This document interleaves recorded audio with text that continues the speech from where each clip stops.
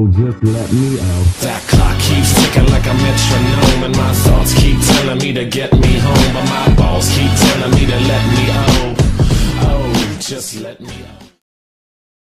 The Kermit and the Hulk Submariners have both become their own status symbols over the years. Each of these watches have been made to celebrate separate Submariner anniversaries since their inception.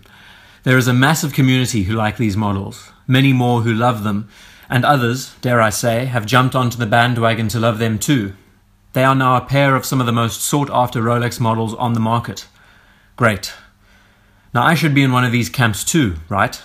The Submariner is one of my favorite watches. The fact that a company can celebrate an anniversary with one of their most coveted pieces is fantastic. But something has always made me twitch when I've seen them. That something is the choice of color used on the two watches. Maybe I'm the only person in the world who has the balls to say that I don't like them. So be it. I'm not here to always be your friend. But now, before the hatred flies, suspend your disbelief for a second, because I won't just complain and end the video. The difference is that I can show some alternatives to help argue my case. Maybe with a touch of color theory, I might be able to bring something a bit more interesting to the table. And as always, if you would like your thoughts about watches discussed by a designer, comment them below and I'll write them up. I'll preface my adjustments by saying that all of this is relative to situational change. In some lights, some situations, both watches can look absolutely phenomenal. But in direct light, at least from what I've seen in pictures and in the flesh, there are a few issues. So I cannot control the way light hits the watch, but by adjusting the colors, they should theoretically work better in more dynamic lighting situations. Bear that in mind. So let's start with the Kermit.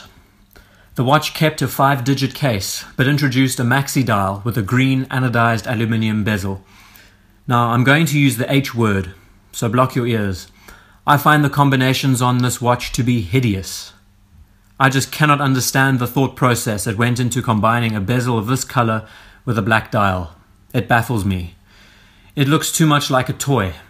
The maxi indices are cool, but the stark contrast between the black and green is just too much at once. Again, in some lights, this watch can look phenomenal, and that has to do with how the light works off the matte aluminium surface. But in other lights, I don't know, man. Of all the other watches that are on offer, this is what you would go with. A general fix for this is to moderate the color's saturation. I'll show you. Here are some primary swatches, green, red, and blue. They look too aggressive, right? It is because they are overly saturated. You never go full saturate. So now look at the same three colors again. Now we have an olive, a ruby, and a navy. They look more muted, more royal. There is a common understanding and agreement that products should generally have muted colors instead of bright primary colors, simply because it is more pleasing to the eye. Now it is difficult to explain this with pictures, but here is a divide between two sets of watch colors. Notice that the primary colors are below and the more royal colors are at the top. Which set do you prefer? What set of colors would you rather see on your watches? In this example, I have muted the green bezel and then added a slight hue of green to the dial. What this combination does is make the transition from green to a much darker green more pleasing to the eye. It doesn't look like a visual assault anymore.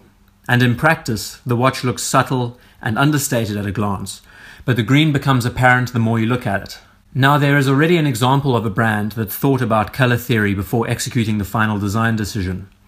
We need look no further than to the Tudor Black Bay Harrods edition. Someone had the same idea about muting colors, and it looks superb. It looks a lot more expensive. I might even say it looks a lot more thought out. But even then, they could have gone a bit further and lightened up the dial, just to make the transition from green to dark a bit smoother.